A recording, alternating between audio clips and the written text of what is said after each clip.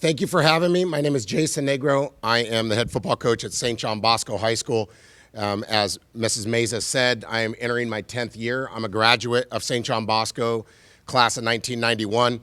First and foremost, I would like to thank the entire Trinity League, the principals, presidents, and athletic directors for putting this event together. I think what we have been able to assemble and accomplish in this league is second to none across the country, and I'm super proud of not only my student athletes, but the administrations at all 6 of our schools to allow us to have a platform like this that is going to allow our student athletes to be able to display their talents, not only academically, but socially and athletically to all the different schools across the country. At St. John Bosco, we are a little bit, we feel, the black sheep of this league because we are the one school that's in LA County and the other 5 schools in Orange County, but we are very gracious and very thankful to have the opportunity and like to extend a thank you to the rest of the 5 members of the league for allowing us to come in. One of the reasons why a bunch of years ago St. John Bosco chose to be a part of this league was because we wanted to be as competitive as possible. And the league offers an amazing competitive opportunity for not only our players, but our coaches, our school. We want to participate at the highest level. Our students that come and choose to be a part of St. John Bosco High School, whether it's academically or athletically, strive for greatness. And we talk about that constantly within our program. I think when the student athletes have an opportunity to talk about why they have chosen the schools at the next level they're going to be attending, one of the reasons why they pick the schools of choice is because of the competitive nature. And I think it's something that we breed not only at St. John Bosco, but also the entire league. We're very fortunate to be a part of this league. We take great pride in it. And, for us to be able to just say that we belong to this league is quite an accomplishment, and I'm super excited about doing that. My career started at Trabuco Hills High School in Orange County as the head coach. I was there for 7 years, and I had an opportunity in the winter of 2009 to speak with Mr. McDermott, our athletic director, about coming over to Bosco, and it's the greatest decision in my career that I've made to this point. In terms of our football team, we'll get into questions here in a second, but we're super excited about the team that we have coming back. We're highly talented. We have a lot of experience in some major areas that I think are going to help us as we move through the season. We have probably one of the toughest schedules in the country. I don't know in the CIF Southern section if high school football teams had to play 5 out-of-state opponents in the preseason, but we're going to tackle that task by playing 2 teams from Maryland, a team from New Jersey, a team from Hawaii, and a team from Vegas. So we're super pleased about that. We think that playing in a schedule like this is going to get us properly prepared for the league. We know each and every week it's highly competitive and it's a difficult process, but I think we're up for the task and up for the challenge, and I'm super proud about that. By the time we get into the 6th week of the season and we start league play, one thing I can say is it's a dogfight for 5 weeks, even though we've had some success over the last few years and we've had some games that have really gone our way and we've been highly successful.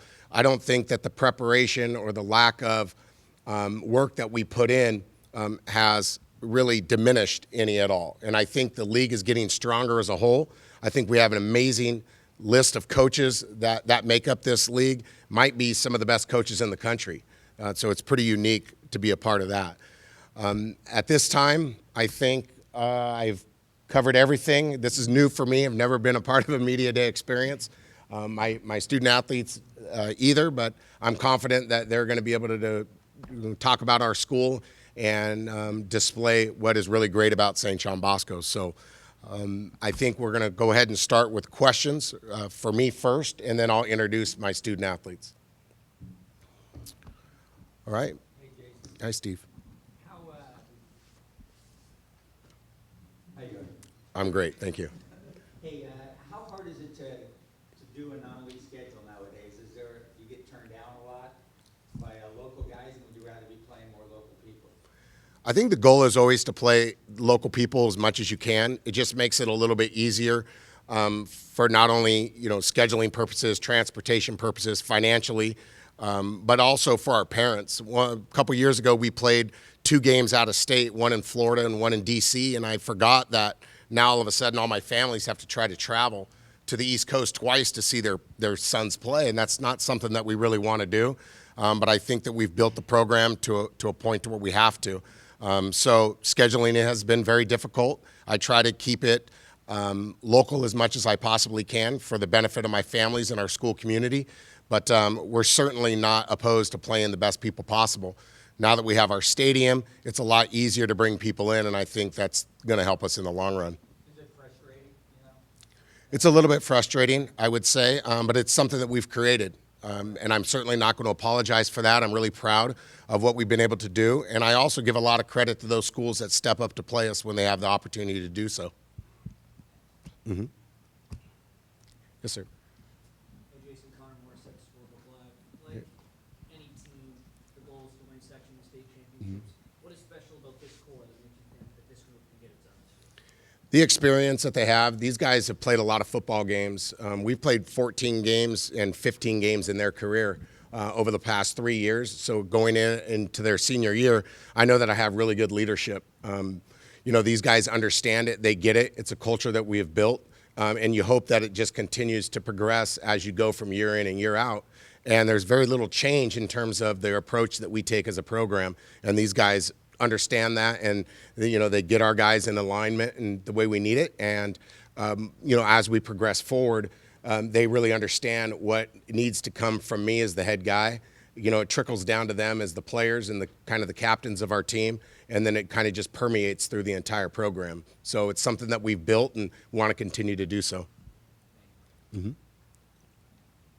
Yeah, let's try to use the microphone just because it's easier. Hey, Coach Negro, Dan Obama was here extra. Hi, Dan. The Southern Section's got a new playoff format this year, especially focusing on changes in Division I, Division II. What's your thoughts on the new format and how that affects the Braves? Well, I wasn't a huge fan of it. I'm part of the CIF advisory committee for the football programs across the CIF Southern Section. First and foremost, I'm in full support of the decisions that we make. I'm going to get behind them. I think the ultimate goal is to try to create as much competitive equity as we possibly can. But I'm not a fan for a couple of reasons. One, I think it could eventually affect our leagues, because as we sit right now, all 6 of us are in the playoffs and we haven't even played a game.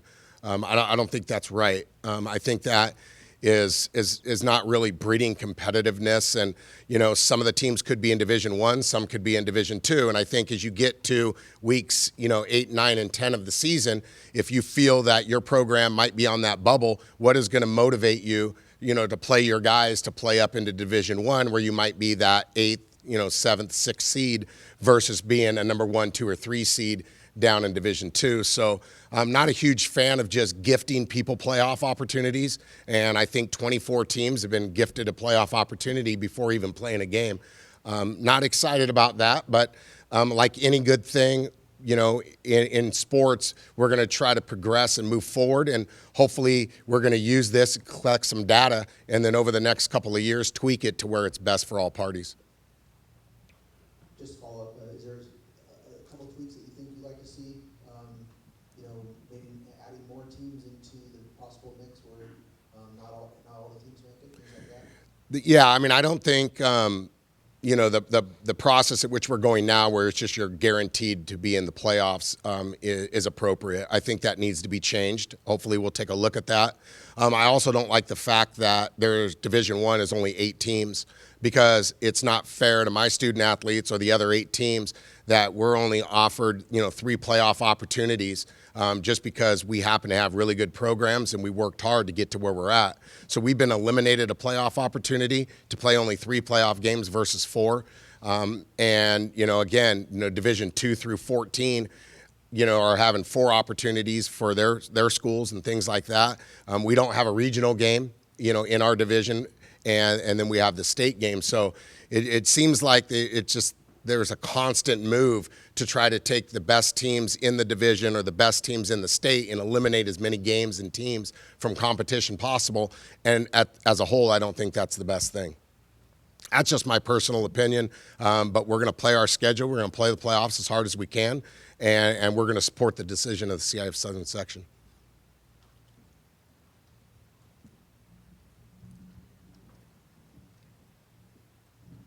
Good morning, Coach. Mo Moore, the high school narrative.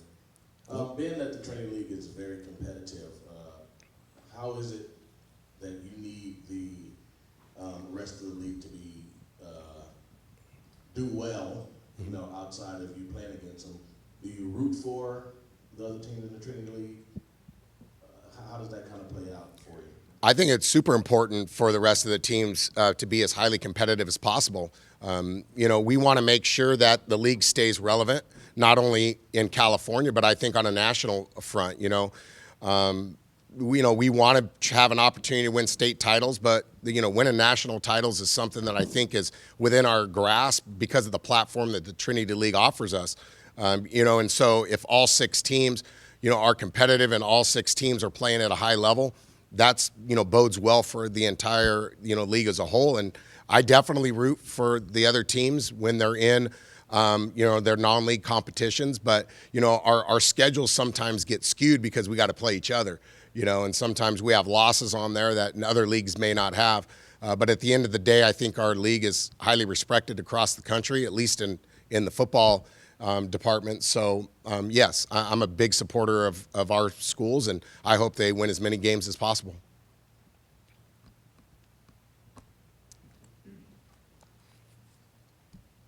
This is for Drake Metcalf. Steve Fryer from the Orange County Register. Drake.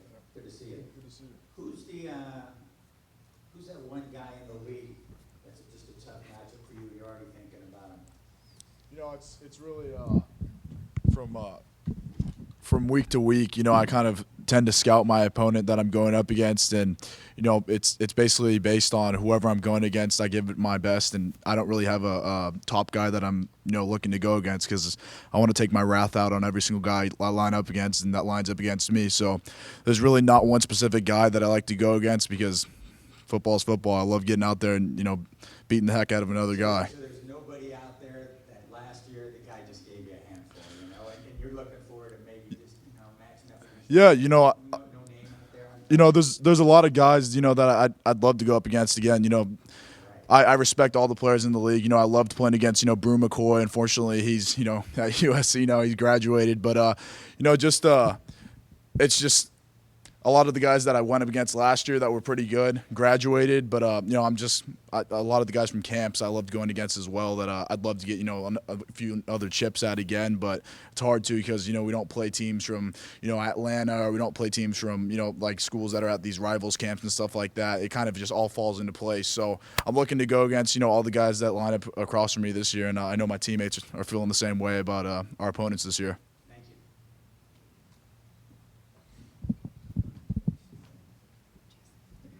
Eric Songheimer from the LA Times. Jason, let's get to the chase. You've played modern day the last 2 years in the championship game. Everybody assumes you'll be playing them again.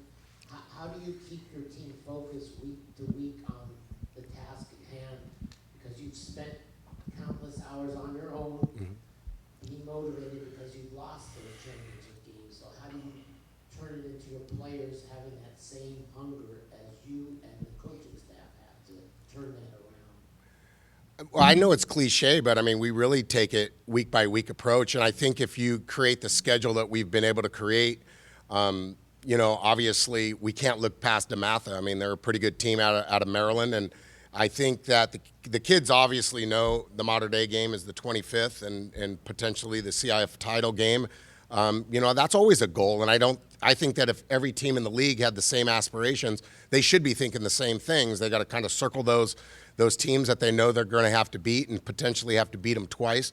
But there's no hiding from the fact that us in modern day have had a lot of success over the last couple of years. We've played them 4 times in the CIF finals, and we're 2-2 against them. So I'd love to have an opportunity for a rubber match, and then beyond that as well.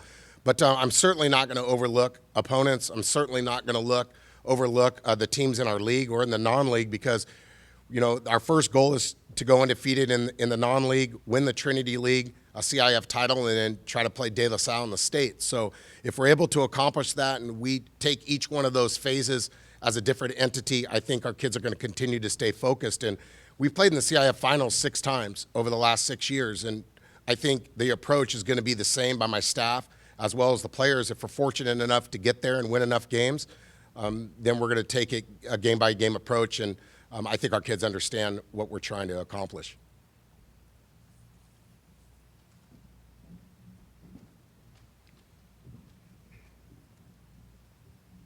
Hi, Lance Smith, Scorebook Live.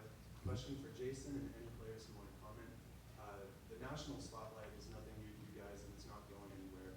When you have, for instance, a game on ESPN, is there any kind of extra mental preparation from a player's standpoint or from your standpoint, Coach, of, does anything extra go into that? I don't think so. We approach it, try to approach it the same way. I think when we first started to play on a national landscape and try to travel, it was a little bit daunting at first because we walk in to some of these stadiums and you're like, oh my gosh. In 2013, when we played De La Salle at the Home Depot Center, at the time, that was amazing. I had never been a part of an atmosphere like that, and here it is. I didn't think I was arrived or had done anything as a head coach, and it's the first time Bosco really had a lot of success. And when I'm standing there in the tunnel, I see Bob Lautisser walk through. I'm like, what am I doing here? We're going to get crushed. And then when they kept opening up more and more sections in that stadium because the crowd started to swell, I kind of figured, oh my gosh, I want to continue and keep this going. This is a good feeling. So that's kind of the goal. That's what the aspirations of our program is. And I think it's attracted a lot of really talented players that want that as well. They want the spotlight. They want to be a part of it. And they're constantly telling me, Coach, let's go play St. Thomas Aquinas. Let's go play Allen, Texas down there. Let's go play St. Xavier in Cincinnati. They want to play those teams. So as long as they're going to continue to have a thirst for that, I'm going to try to provide that for them and give them the opportunity. Even as difficult as it may be, we're going to bite off as much as we can chew. Mm-hmm. Jason, as I'm sorry. Eric mentioned in his previous question, really good chance you'll play Mater Dei in the section championship. If you win that, it's probably going to be De La Salle, has been for I think the last 15 or so years. Is that good for high school football in California in your eyes that we're here before the season started and we kind of already know these championship matchups and why or why not? Well, first, I think you just have to look at the NBA Finals. I mean, everybody tabbed the Golden State Warriors as the top team, and they were going to run through the playoffs, and they were going to win, and they ruined NBA basketball, and with these super teams. Well, I mean, you saw what happened to them. I mean, anything can happen in high school athletics. There's so many factors that go into a 15-week season. The kids, number one, have to take care of themselves academically. They have to stay healthy as possible, and the more difficult games that you play, the more opportunities you have for injuries and things like that. And it could be devastating to a team. I mean, I've seen some really good football teams, have a tough season because, they lost a key player here or there, just like the Golden State Warriors did. Kevin Durant goes down and all of a sudden it's a different football or basketball team. So it can happen in football. I know that, you always think ahead and you want these matchups and things like that, but that's the reason why it's so easy to have a game-by-game approach. We're going to have to count on a lot of players to play in some significant times for us to be successful. And some of the guys that are going to factor most into our success this year may not even be sitting up here. So, we want to try to build a program, and that's the way we could feel that we can, sustain this and continue to build upon this legacy that we've built. But I know those other, 4 teams in the league aren't going to just roll over. It's not going to happen. They're too competitive and they're too well coached. So, you just never know. Like I said, we're going to take DeMatha as the next game, and hopefully we get to Mater Dei twice. Mm-hmm. Josh Schaefer with Yahoo Sports. Question for Jason. Just to follow up on kind of, you were talking about 2013, the program really kind of started to build then. Mm-hmm. What sort of stuff have you guys had to do, maybe facility-wise or having coaches or just in the off-season program to kind of keep building that program? Like what steps have you taken over the years? Well, first, I think the thing that has helped me out the most is I'm a firm believer in a phrase I learned from our first president when I got the job, and he always used to talk about human capital. I think that's something that's massive in terms of building any kind of organization or from a leadership standpoint is you need to invest in human capital, and I think our school did that. From the student athletes that we have at our school and the kids that we're attracting into the program, those guys is where it starts. Trying to surround ourselves with good parents and people that are going to buy into the culture and be patient, because you don't just step into Bosco's program and all of a sudden as a freshman or sophomore and you're the guy. Sometimes you got to take your time, and we got to develop players over a period of time, and we've been able to do that. And then my administration has been amazing. Starts with my athletic director. He really supports me in everything that I do, and I'm not the easiest guy to get along with in terms of what my vision is and what I have for my program. But those people are important. And lastly, my staff. I'm super fortunate. I have very little turnover in my staff. I have a great amount of retention each and every year, and we just continue to build upon what we've been able to do in the past. We make minor tweaks here and there, but at the end of the day, my staff has been amazing. And then going to facilities, we just built our stadium a year ago, played in it. It's a unique facility. It's kind of a football only type place, and on Friday nights, it's amazing. And when we get to host some of these big games and the showcase that we have coming up in September, it's going to be an amazing atmosphere for the high school student athlete. And I think at the end of the day, it's going to attract people to want to come to our schools. And that's the whole idea behind Catholic education, is try to get kids in enrollment. So whatever we're going to be able to continue to do that, we're going to do it. Kobe and Drake, can you just kind of talk about what it's like to be in the trenches in the Trinity League? Everybody talks about the stars, the skilled people who score touchdowns, but it's pretty clear from your meetings with Modern Day the last couple of years, everything has been decided by what happens on the offense and the defensive line. The first game, you guys dominated, you won. Second game, they did, and they won. So what memories do you have of those competitions, or any kind of anecdotes of humor or anything else from those two teams you can recall?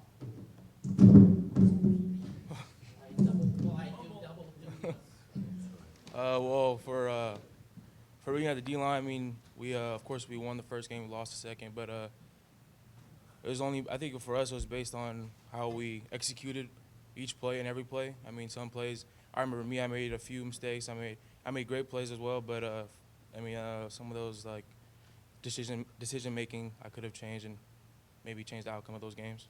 What was it like being part of that, the physicality? Oh, it was great. I mean, going against all those players, especially, Ty Marks, Miles, all those players are great players, phenomenal players, and also playing against my own teammates, Suava Poti, Naeem Rodman, Cole Aubrey, all those guys, is just phenomenal feeling. I feel like just playing against other talent that's you're going to be seeing at the next level.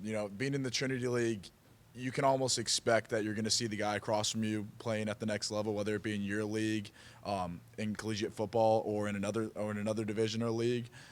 So it's kind of eye-opening to see all these players going different places, but to think that you're playing against them right now and they're only going to get better as well as yourself is just it's pretty crazy to think about. And playing against guys during practice like Kobe Pepe, who's a phenomenal defensive lineman, one of the best I've ever gone against, in my career as a football player.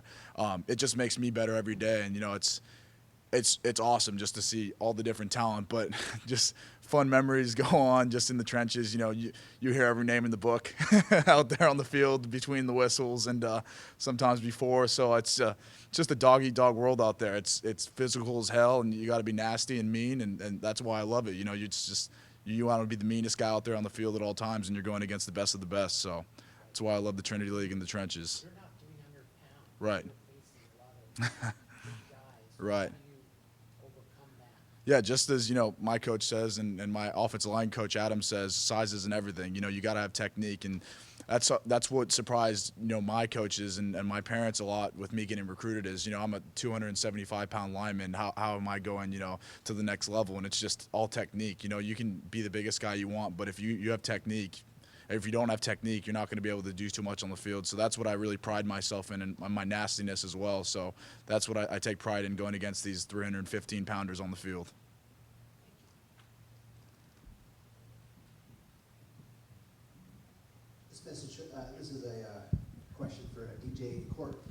So, Coach Negro was talking about games that are circled and games that you guys are always looking forward. And I'm wondering that you guys play host to Mater Dei this year at home. And that's, you guys haven't gotten to play that rivalry at home on your guys' turf in your school. And I'm wondering what you guys think about, what that could add to the dimensions of that rivalry, which is, so intense. And I don't know if kids have already talked about how you guys can get so many, the student section there, and what do you guys think about playing that game at home and what it could mean to the rivalry? Oh yeah, I mean, that's a really huge game. That's probably one of the best games that we look forward to during the year. For the first time, with the game being at St. John Bosco, it's definitely a good feeling. At least from my experience, once the pregame and all that, and what's everybody talking about. But once the game starts and you get in between the lines, everything else blacks out and you focus on the game. But like talking about, playing Mater Dei first time at our stadium is definitely going to be great, and it's going to be a game. Yes, sir. Definitely playing to get to play Mater Dei in our host stadium. It's just going to be a great feeling. We've never done that before. As seniors, we've never been able to play Mater Dei at our home stadium, so it's going to be really interesting. It's going to be really cool just to have all the fans there, and then we have a very unique stadium where all the fans is super close. The back of on the sideline, and the stadium's only like 7 yards away from the sideline. So to be able to hear all the crowd, it's going to be super loud in there. We're just super excited for that. What did you guys think of the Gatorade ad? What it has Bosco and Mater Dei featured in there? And what's your guys, Court and DJ, what's your guys' take on that rivalry and what's it like to see that rivalry, getting national exposure with pro rivalries and stuff like that? Yeah, I mean, that was really something else. You really don't see high school football teams in national commercials, and for St. John Bosco and Mater Dei to be chosen in that commercial, that was just and to be representing that school was really great, and a great feeling to see that. I mean, St. John Bosco and Mater Dei, that's a game that everybody looks forward to, and to see that on a national level, that was just phenomenal. I think us and Mater Dei, I think that's the biggest high school rivalry in the country right now.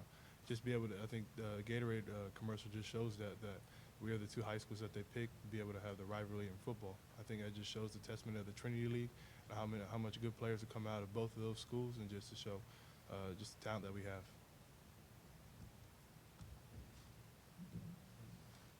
Hi, DJ. Bob Gibson, Catholic Sports View.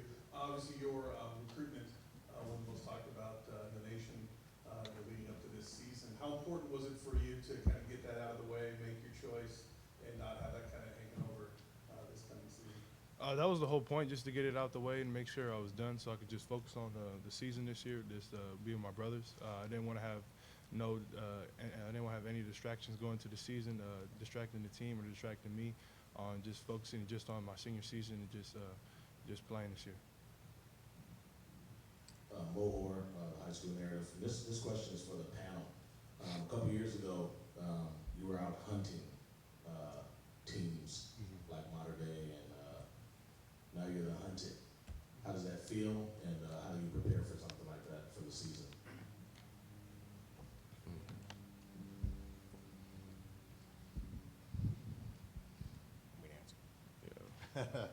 I'll answer. I mean, I think, first and foremost, it's one way to make it, keep your kids focused week in and week out. Having a target on our chest, knowing that we're a team that people want to now come and play, and things like that, is certainly, gives credence to the fact of getting your kids ready and prepared. So I want to make sure that we give our kids the opportunity to play these games, and if we're the hunted, that's fine.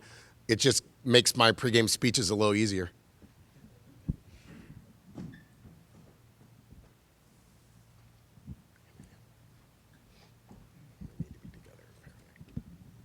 Hey DJ, a question for you. So Mater Dei, Bryson is a fantastic quarterback. You're a fantastic quarterback at St. John Bosco. It's great that you guys are in the same league and are rivals. I'm wondering, do you have a relationship with him, and how does knowing you have to go through a Bryce Young-led Mater Dei team motivate you? I think most people in this room don't know that me and Bryce, we actually train together. Like during the off season, we actually train together from Monday through Friday. We train at the same facility at Stars in Anaheim. So we actually work out together and do different stuff like that. But no, Bryce is a great person. You know, I think he's a really great quarterback. He does a lot of things that are really good on the field that he's special at. I think just us feeding off each other, I think that's just a great rivalry just to get us better every year.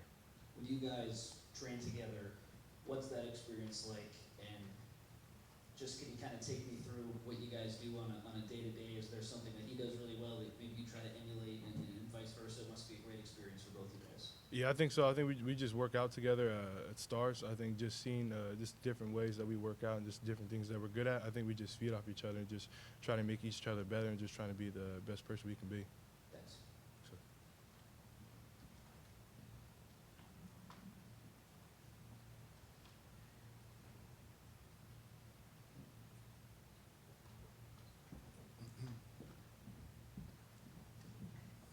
So it's 219 now, Jason. You've been coaching for a while. The technology changes have been pretty amazing. Anything new for this coming year, or how do you, when you look back to when things started to where they are now, where people sit and do their drones sitting in a chair versus, it's pretty amazing, right? Yeah, I think that the level of technology as it's kind of progressed through the years has been phenomenal for the teaching aspect. I mean, one of the things that we take a lot of pride in at Bosco is we don't do a lot of coaching actually on the field anymore. Most of it's done in classrooms, with the use of film. And, we implemented a drone, process that we film every one of our key periods with a drone. And this year we stepped it up and we got 2 flying around at one time. So we have 2 drones and we use students on our campus that are really good in technology. They run our video board. Everything that we do from a scouting report standpoint is all done through Huddle. Very limited on paper. A lot of the stuff is now automated. Even our scout cards, we use our video board to show the scout team how we're going to run scout cards. We don't even do that anymore. It's pretty unique. We have music that plays during the entire time during practice as well. So that's something new. And at the end of the day, I think one of the greatest things that have elevated our program and allowed us to be able to really, say that who we are and kind of put us on a pedestal is social media has been great for us. I think we attack it the right way. I think we do it in a classy manner. At the end of the day, it's really allowed our brand to expand not only to California but across the country. And social media can be very detrimental to the student athlete, and we talk constantly about how it could affect them in a negative way, but it can also be positive if you use it with the right intentions. So technology, film, drones, music, scoreboards, all those things have really elevated our program, and we're going to continue to try to be on the cutting edge when it comes to that.